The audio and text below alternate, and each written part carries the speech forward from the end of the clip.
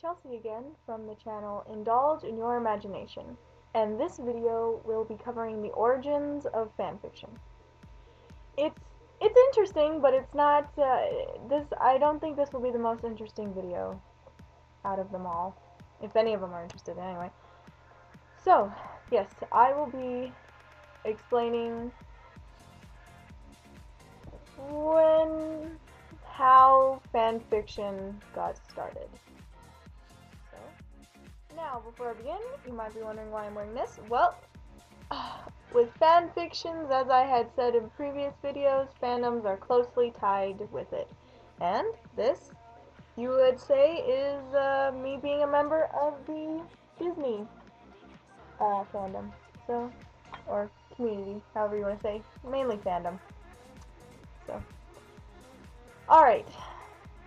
How did fanfiction get started? Well, fanfiction, now these are facts, it's going to get a little bit boring. Try to stick with me. Fanfiction was popularized due to becoming a form of expression of the fandom and fan interaction of Star Trek back in the 1960s. Now, it started by the Star Trek fandom. Originally, that's what they think. Or that's what most of us say. Because, now, it's because the fandom began publishing their fanzines. Magazines, fanzines. Fan magazines. Their own magazines, basically, containing fanfiction. Their own written, non-canon material. Fanfiction.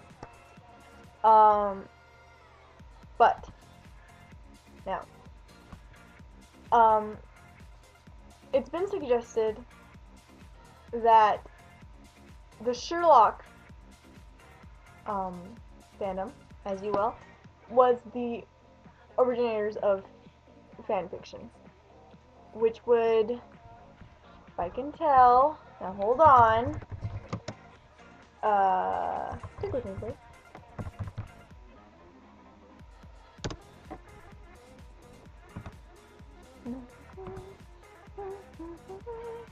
Alright, so now this would date back how, now the books, the original ones were written by Arthur Conan Doyle.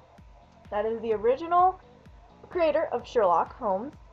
He published them between 1887 and 1927. Now, it's been suggested, it's even been stated by facts that fanfiction started even then in the, I'm horrible with dates like this, but I'm just gonna say the 1800s, 1900s. Yeah.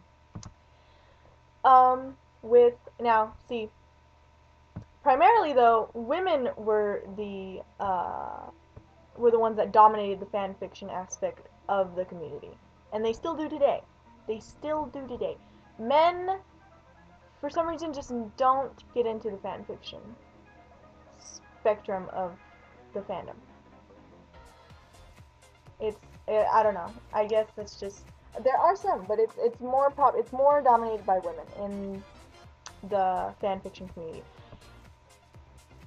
So some say it was started by Star Trek, some say it was started by Sherlock, but I have to agree that it was most likely started by Sherlock because it has been suggested that even back in Shakespeare's era, there was fanfiction, and even further back. When groups of ancient indigenous people would share oral stories, myths, legends, all stories from the beginning of time, they've been passed down, but they've also been altered and changed throughout many generations. Across vast, it's just all the differences in the plot and moral because of it, due to it traveling so much throughout different generations and throughout the land.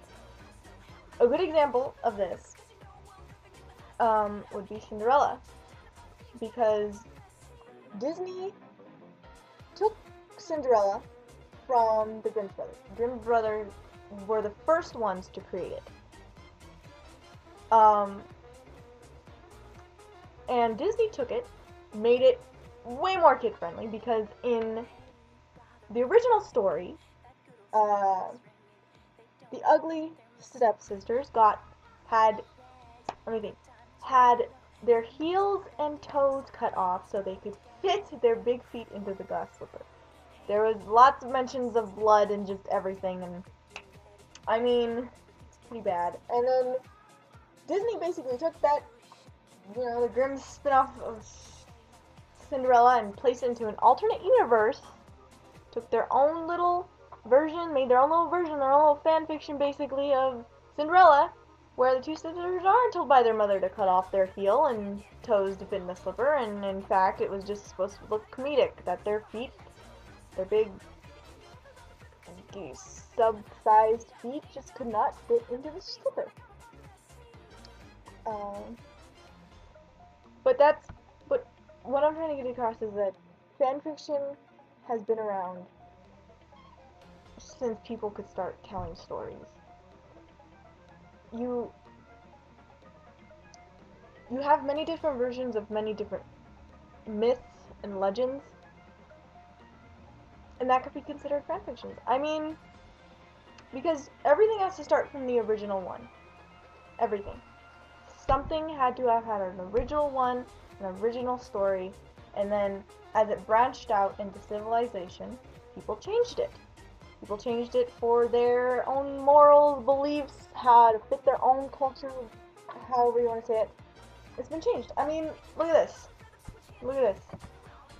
I got this for my birthday a very long time ago, and it looks new. It has the new cover and everything of the new Sherlock Holmes.